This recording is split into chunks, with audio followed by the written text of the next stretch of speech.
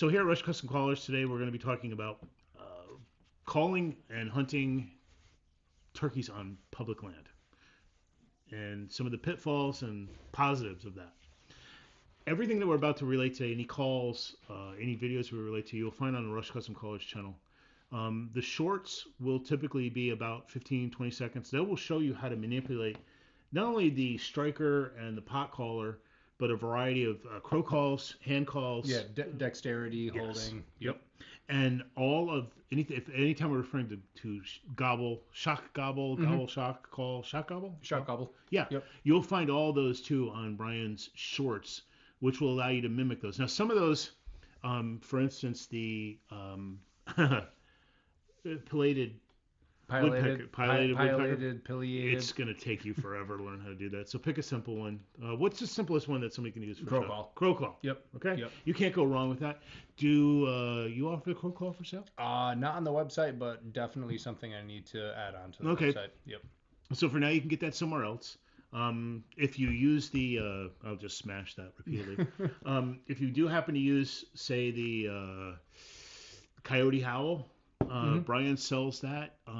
I think that's about $687. But if you go on the website, you put in boots on the ground as your purchase code, it only costs like $80, $150. Yeah, less than that. Yeah, you'll save a couple $100. As we get into this now, Brian, whoa. So what we're looking for here is some advanced tactics anyway. Okay. To deal with what every hunter experiences when they're on public land. I'd like to kind of break this down. If we could begin with, what's it like hunting on public land? Yep. Day one, opening day. Okay. And does that change on day 10? Yeah, competition. Okay. And it's not competition of birds, it's competition of other hunters. Best recommendation that I can have is hunter etiquette. If that barway, that parking area. Barway, before we move on, sorry. What is a barway? Open gap into field. Okay. Like a human path of least resistance. Okay. Sorry. Bargate also? Yeah, bargate, bar gap, okay. Barway. See, if you're Carlos from Los Predator Hunters, it's a Spanish channel filmed out of what part of New York State does it get filmed out? Is it English? The Predator Hunter. Los Predator Hunteros, Carlos and Joshua Lucas, whatever his name is. Yeah. They refer to a bar gap. Yeah, bar gap. The one Predator boys. Yeah, the one Predator boys. You should check out their channel. They're working on their English language, and it's a great time for you to learn it too. So the hunter etiquette with this is you see a truck, there's probably somebody hunting on that property. So as time elapses, you're going to deal with more hunting pressure and birds that have played the game. They've heard the gunshots, they've heard the misses, they've heard the calls, and potentially somebody's poor approach. And it's not a smart animal, but their survival instinct with repetition, bad things happen to calling, poor approach, visibility, and that sound means danger, that decoy setup means danger. It's educating birds. So as time progresses. Are you saying you could educate a turkey? A turkey? Yeah. An animal with a pea-sized shaped mass density. Pea-sized brain. Where I'm not saying educated. Like you and I can come up with past experiences of bad things happen when I do this, so don't do this because bad things happen, where that animal doesn't have that cognitive thinking ability, problem solving capabilities, but they have adaptability and survival instinct. And over a short course of time, yeah, the birds could be pressured. And I think there's a big difference to say between pressure and education. What is a high pressure? What is a high pressured turkey? What is a pressured turkey? What is it? What causes it? Can you delve into that for me? Guys that go in do the same approach every single time, same setup, same calling, getting too close to a roost, bumping birds, and birds are tree talking and they're ripping calls, and letting their presence be known and not actually communicating to the dynamic of appropriate. If you put too much turkey. pressure, this is a really Okay. elusive term. Okay. Can we put enough pressure on turkeys that they don't come out of the roost that day? I have watched a turkey in the roost for 3 Don't hours. smoke, kids. Don't smoke. Bad. 3 hours after sunrise. And that bird stayed in the tree and gobbled to every call. So it's scared. Is There- pressure fear? Yeah. Okay. Yeah. Yep. And maybe then we can separate pressured from educated. Yes. Okay. So pressured is fear. Yeah. Like, But that bird's still up in the tree and is in that sanctuary where it's comfortable. Right. And it's comfortable to be vocal. It's not on the ground yet. That bird continued to communicate, and I'm not calling at all. And the biggest catalyst for why that bird did not fly down was coyote presence. yeah. Now we know that. I would say it would be obvious that a turkey could spot a coyote. Yeah. And bobcat. Yeah. And won't fly down into its own death. Right. Instinct says stay Right. Is it possible that if you use too many coyote howling shot gobbles, that thing's like, I'm not going down there today. Yeah, and you know the Just for today. Yeah, it's got to go down eventually. The thing with the shock gobble is I wouldn't use a coyote howl, just ripping one individual coyote howl to get a bird to shock gobble off of that in the dark. Mm-hmm. I do that when it's later in the morning, just to have that audible stimulus to try to get that bird to open up its mouth. Like it's bird rich environment. I know there's turkeys there. I want to know where they are, and I just need that audible stimulus of me to get them to open up their mouth. So if I'm going to use something like a coyote howl, which sounds so counterproductive, but that's something that can work in the bag of tricks. That I just need him to open up his mouth. Yeah, and I think you stipulated in one of the other videos that we shot earlier that the shock gobble is a pre-season roost locating tool. It can be not a hunting day tool. It can be a pre-season, find out where the roost is, but even during the season, if you haven't already done your scouting. Yeah, I mean, if you're in habitat where you have confidence or fact, you know there's birds there, but this is, if I bring something up repetitive, it's because it's that important. How proximity is so important with being successful pursuing turkeys.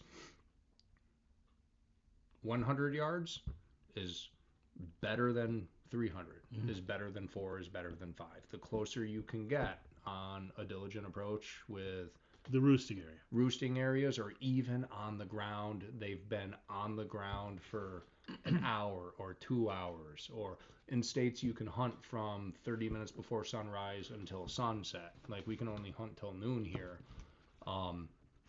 Ripping any sort of vocalization just to get that bird to open his mouth instead of walking and calling as a hen, but just trying to locate. So on opening day on public land, yes. Versus, for now, I'll go back. I'll say opening day 1 versus opening day 5. I'm going to assume that there's fewer and fewer hunters every day as the season progresses by the nature of success and just people quitting. Yes and no, but also keep in mind. Yes and no, and keep in mind. Yes, no, maybe. Would you like a chocolate shake or vanilla shake, sir? Yes. What day of the week is opening day? So opening day. It's Friday this year here, right? This year, opening day is Friday. So there would be no one on your construction sites till Friday morning. If opening day was a Monday or a Tuesday, you got Wednesday, you got Thursday, you got Friday, you got pressure on Saturday. Okay. When you look at the majority of a work schedule for the hardworking blue collar dude, and most hardworking blue collar dudes are going to be your. Should I switch hunter. that then? Should I ask you, say, opening day versus day 10? What's it like? I mean, we would expect more hunters to be more pressure. Mm-hmm. Okay, Yeah. that's fair enough. Maybe we should leave it there. More hunters, more pressure. More people moving. Pressure. It could be people moving around. There's a lot more activity. There's a lot more weird calls. There's a lot more assembly calls mistaken for come down calls. It's all sorts of weird stuff happening. So the birds are like, whoa, wait a minute, my environment suddenly changed. That's pressure. Yes. Okay. Yes. When the environment drastically changes like that, but there has to be recognition from the animal that something's not right, something's wrong here, and then repetition. If that continues to happen, then there's definitely pressure on the bird. They're going to be harder to get them to open their mouth. Okay. When there's recognition of pressure. So pressured turkeys call less frequently. Pressured birds are going to vocalize less frequently. Okay. So. And that's hens and gobblers. Yeah. But is there any difference in how a pressured hen versus a pressured gobbler would react, or is it just that? I'm going to say yes. Yeah, that would. I'm going to say yes because pressure is pressure. Mm-hmm. So the vocals that the birds are going to have up in the roost when they have that sanctuary of, I'm up in the tree. Sanctuary. Oh, you mean when they feel safe and secure and they're covered and they're concealed? Safe. Yeah, they're up above. When they feel safe. Where coyotes can climb. Yep. When they feel safe, more vocalizations, but less frequent calling from that animal when they have less security being on the ground. This is kind of a tricky question, but does using silence change when we know we're on public land and there's pressure on? I mean, if I was, I'm not a turkey hunter, but if I was on public land, I would kind of feel like I had to put on a show because everybody else is out here. Yeah, you as a hunter want to let your presence be known, but as stated before, we're doing it backwards. Yeah, you're gonna have to explain it. So. All right, I'll tell you what. I'll explain it. How's this? Yeah, go ahead. So the big old gobbler, he gets up and goes, oh, and then he lets the girls know he's there. He gobbles, and then he hears one, and he jumps down. And he waits for her to come to him. And we are doing the exact opposite. Yeah, now that dynamic in the tree may last a lot longer than just the one gobble, the one hen. They fly down, they meet up. Now, that's what happens in nature. He gobbles, and the hen gravitates towards the gobble. So what we're trying to do is a little bit backwards, where not a little bit, it's actually the polar opposite. We're communicating like a hen to try to bring that tom to us. So that is something why proximity and getting as close as possible to really pique the interest of that gobbler, where you can get away with 200-300 yards away. I've called birds in from 400 or 500 yards, but like those are like total oddities. But statistically, the closer you can get, the better the chances and the better your odds are to actually get that tom to open up his mouth, get him to cut distance, fire him up, and then just shut up and make him come look. When you're on, have you hunted much on public land? Yeah. Okay. Yeah. What's your oh boy. I'm sure you've heard some bad calls. Yeah. And before you go any further with that, some of the worst calling I have heard was from a live hen. You gotta explain that. I was so complacent, and this was on private property. But just as an example, the live hen itself, I heard that raspy, nasty, like I thought it was like a $9.99 Walmart special box call. It sounded awful, and I was rattling my brain. Who's trespassing? Who's on this property? I know fact. I am the only one with permission to be here. And I stayed stationary. I stayed safe. I stayed quiet, and I just kept observing. And out walks this mouthy hen looking for me, and it was her the whole time. She sounded like hell. She sounded like absolute hell. So like that had me fooled. Totally had me fooled. But opening pressure on birds are going to make them less vocal when they're on the ground. Would it be fair to say that public land and pressure is at least just as much on you as it is on the prey you're hunting? Absolutely. And you got all those other guns, all Yeah. those other Yeah. other. You as the hunter, like me, I can be the pressure. Yeah, I mean your safety. Yeah. Yeah. There's just a competition. Yeah. And I really think, you know, the more work you can do, and something as simple as more work is just waking up earlier and getting your vehicle to that spot, to that parking area very first, and getting out of the truck and getting yourself into the woods and getting yourself into position before anybody else. so back to silence. Yeah. And you're doing that in the silence. I mean, silence is a call. Yeah. Okay. We've gotten ourselves and we've done our reconnaissance on public land. Mhm. Hopefully, Yeah. we're the only one that's found that roost. Mm-hmm. You're nice and you're comfortably set up, Yep. and that bird just hasn't shown up after 20 minutes. Yeah. We've talked about before. You have sometimes you like to fire them up. Yeah. Would you do that on public land as well? Absolutely. So everybody is. Yeah. Probably. You and the majority that want to actually pursue a bird that wants to play the game, that's willing to play the game. Yeah. And that bird's got to travel those same access routes we talked before. Yeah. Same, similar, adjacent. With everybody else sitting around them, near them, topography. moving around. Yeah, absolutely. Right? I mean, the pressure's really on you, too, Mm-hmm. you know? So, those pressured birds where if you have hunter competition, if you have hen competition, especially if you have hen competition, one of my favorite approaches is I don't set an alarm.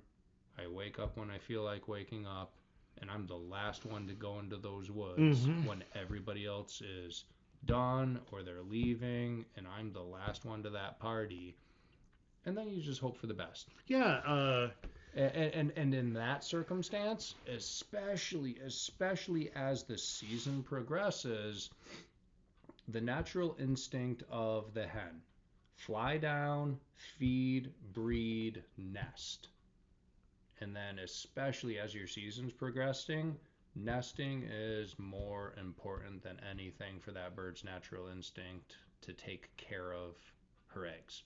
So the later you show up, that male bird still has the natural instinct to breed. And you show up later, he's still walking around, feeding, searching, looking, and he's looking for a susceptible hen that's willing to breed. And that's when you show up late, and that's when you get him to open up his mouth. There's two things that come to mind as you're saying this. First of all, the theory that the moment the Tom's gobble is responded to by the hen, that he knows exactly where she is, and he will eventually make his way there. And that associated with that theory is that if you set up a game camera where you called from, about 4 hours after you leave, within 4 hours after you leave, that gobbler will show up where you called from. Probably. So with that in mind, So we'll add another theory real quickly. Yep. I'll add another theory that, well, let's be honest. What percentage of us have packed up 45 minutes, an hour after we got to the hunting spot, and we're calling it a day? We do it when we're deer hunting, do it coyote hunting, you know, we quit early. Yep. We quit early, even though we know that Tom is coming back. So if you use your counterintuitive style, which is I'll arrive late. Yeah. I'll wait for you guys to be eating your chicken salad sandwiches on the way home at 11:30, and I'll be in or 9 o'clock, and I'll be in there waiting. Turkey salad. Turkey salad. That's right. If you everything leading up to that, where did you or did you not even hear birds? Right. So I mean that and how could you tell with all the noise in the woods around? And that's a possibility too of, you know, you as a hunter recognizing, is that call stationary? Is it moving? Is it up in a tree? Did it fly down and out of a tree? like time of day, all of the things. If that call is just stationary and that muscle memory of repetition is constant, it's probably another hunter. Right. So things to keep in mind when you're stepping foot on public ground. 12 yelps, 12 yelps, 12 yelps, 12 Yeah, yelps. yeah, exactly. That's not the cadence of a real turkey. Right, and it's stationary. Mm-hmm. Like birds typically will not communicate vocally from a stationary area. Why? It's sounding off location. And it's also an invitation to a free meal. Yeah, for predatory animals. The only time you typically have vocalizations coming back from a stationary area is male birds, and I only say male birds because it doesn't matter age class, but male birds gobbling back to an audible stimulus of you calling, and they gobble. But they're only gobbling to the audible stimulus, but they're not cutting distance and they're not moving, they're staying stationary with a very, very high probability of they're just gobbling back to sound, and there's hens. Mm-hmm. They have no reason to cut distance or come to a call. So one of the ways to beat Elmer Fudd on public land is to wait until he's left. Yeah, slip into a spot. Wait until he's left, or you put in the time and you put yourself into the best scenario with scouting. Roosting birds the night before and not knowing whereabouts, but what tree they're in, and then the habitat and the terrain of how can I get myself as close as possible. I think we've done probably done close to 100 videos together. Yeah. I think this is probably the hardest video I've ever had to ask you questions for because I am literally stumped. The kind of questions I got to throw at you are this is mean-spirited, but Brian, what's it like hunting at birds that have been shot at? You got to give it time. Yeah. You can shoot at birds on the same property and walk away from them and leave them alone for 2 hours and then come back from a completely different angle and fire them back up again. This is from a man who says you can educate a coyote. This is from a man who says you can educate a turkey. Mm-hmm. But you can shoot at him 2 hours later? Yeah. And that's one thing to bring up where we didn't actually discuss this, but you look at a piece of state land or any property and you have one access in, and that's the direction of travel. So the unorthodox to this is you show up later in the morning on that same access, but you loop and you go all the way around and you get yourself to a completely different perspective on property. And similar with coyote hunting. Not the same spot, not the same call, not the same thing every single time. Mm-hmm. You might you might step in the good stuff at some point and you might get lucky, but different location, different cadence, and different time of day, different approach. And you're a completely different hen, and that bird has that instinct to breed. Right.